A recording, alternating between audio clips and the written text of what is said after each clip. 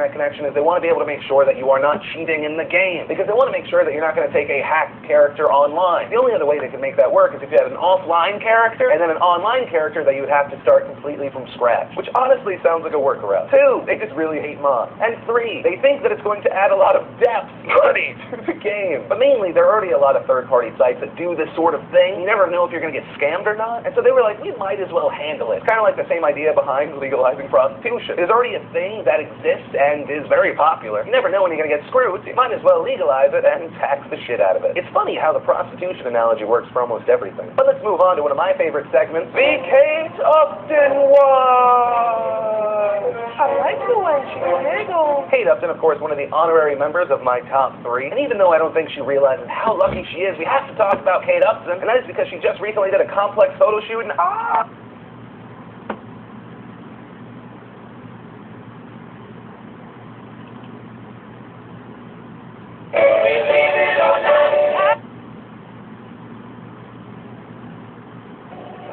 Okay, when the character's lips are moving, that's when you're supposed to talk. Again, why isn't this whole movie shot like this? It'd be a terrible movie regardless, but at least the violence would look a lot more effective if it wasn't shot on the fucking Panasonic VHS cam that I probably have in my basement. Christ, even with this PXL 2000, you would get a nice grainy black and white look that would still be much better than this fucking movie. Anyway, they need to come.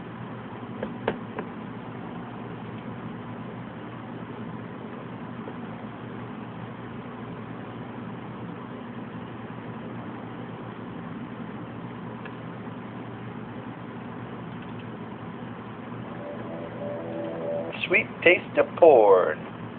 So Troy decides to encourage data rights, and that his conscience wouldn't allow him to violate their principles. Nechayev stating what his eyes tell him. A buddy of his has worked his way. Would you kill your friend?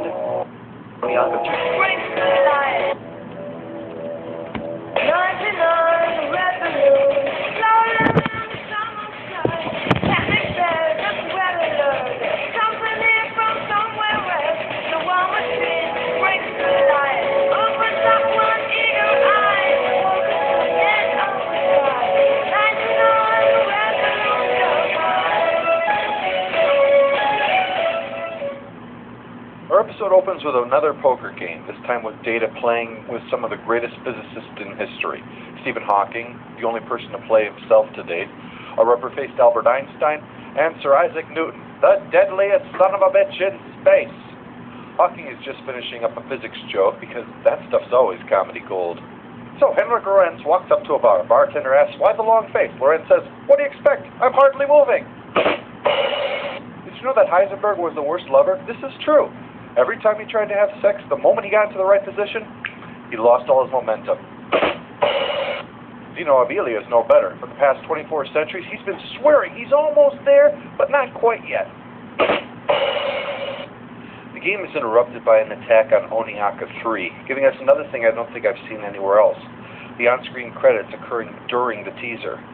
Given that they're potentially going into a combat zone, the usual team is assembled.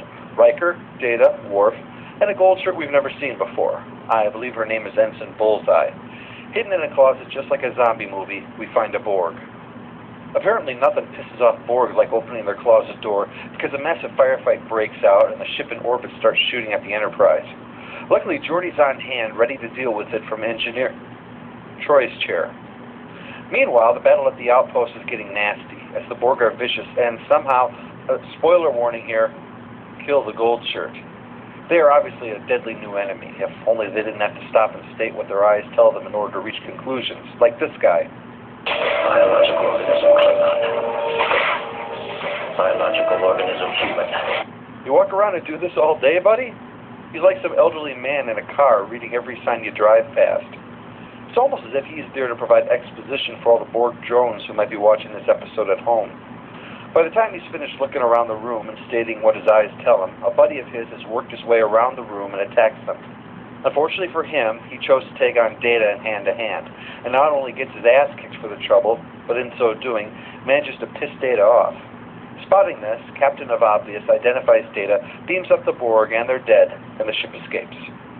This story is technically a Borg one. It's even in the Borg Collection DVD set, but it's really not a Borg story. Sure, it follows from the events of I, Borg, but the story isn't about them. They're just in it, helping to drive the action, while the real story takes place with Data. They're not much more than the whale probe in Star Trek IV was as far as the story goes. This change of the Borg will not be seen beyond Descent, probably because, as the episode illustrates, they're nothing special now. Sure, you might like the novelty of it, but what do they do that, say, the Jem'Hadar wouldn't, besides fill battle scenes with meaningless chatter? I shall now destroy you, biological distinctiveness human wearing a uniform that is crimson or possibly sanguine, indicating your command or navigational position with a bleh! So our story picks up with Geordi trying out a tuning fork on Data's head, which shows no sign of anything wrong. So Data concludes it must have been a real emotion. He believes he has evolved to the point where he can feel emotions now, even though he hasn't evolved to the point of not imitating other people's silly gestures. It's exciting, but Geordi hopes that he can develop other emotions besides anger. We'll see. It took Picard until Season 3 to manage that. Someone else who needs to work on it is Admiral Nechayev, who returns pissed off at what Picard did in I, Borg. He defends his actions, saying that he had no choice once Hugh became an individual to respect his rights, and that his conscience wouldn't allow him to violate their principles. Nechayev then tells him to fuck his principles and kill the Borg if he gets the chance. Data continues his own problems by talking with Troy. I listened to several operas known to be uplifting. I watched 3 holodeck programs designed to be humorous. And I made 4 attempts to induce sexual